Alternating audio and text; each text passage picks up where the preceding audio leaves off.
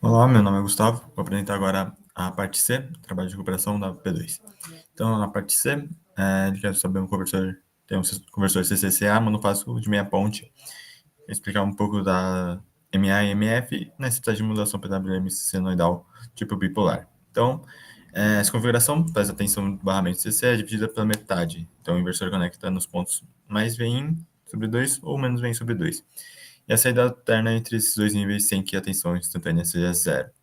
Então, agora, inicialmente, falando sobre a razão de modulação de amplitude, o MA, é definida como a razão entre a amplitude de pico do sinal de controle senoidal e a amplitude de pico da onda triangular.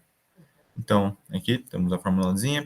Então, a gente tem três regiões de operação. Então, a primeira é a região linear, em que varia de 0 até 1. Esse índice controla diretamente a amplitude da componente fundamental da tensão de saída.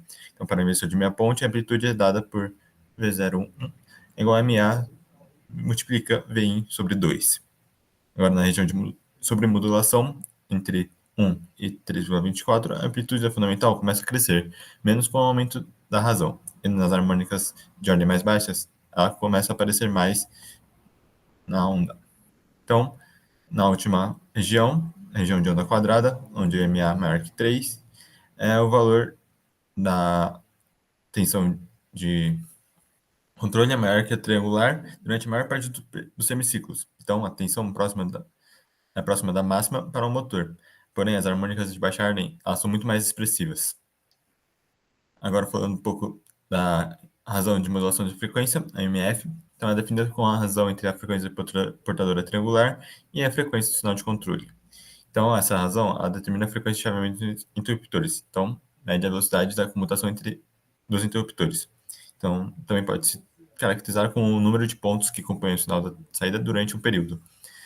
Para valores baixos de MF, esse deve ser um número inteiro ímpar, para garantir, assim, a simetria da onda, e evitar componentes de níveis baixos, níveis médios, que seriam CC, na saída. Já para valores elevados, o sincronismo é menos crítico, porém, se for um número inteiro ímpar, facilita. Agora, falando sobre os efeitos sobre o espectro harmônico da PWM polar, então a estratégia desloca a energia dos harmônicos da frequência mais altas para as frequências mais altas. Assim, ela facilita a filtragem.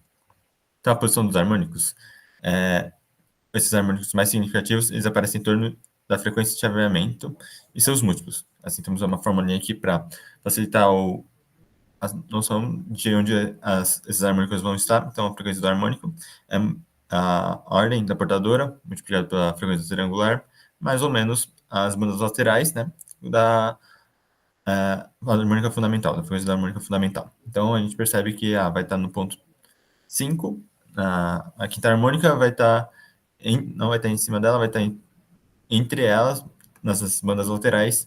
Então, assim facilita a visualização e o compreendimento. Então, a gente também sabe que o aumento do MF deixa as harmônicas para frequências mais distantes da fundamental. Isso reduz o tamanho e o custo dos filtros. Então, quanto mais frequências mais distantes da fundamental, mais fácil a caracterização do filtro para que as outras harmônicas não interfiram na fundamental. É isso. Obrigado.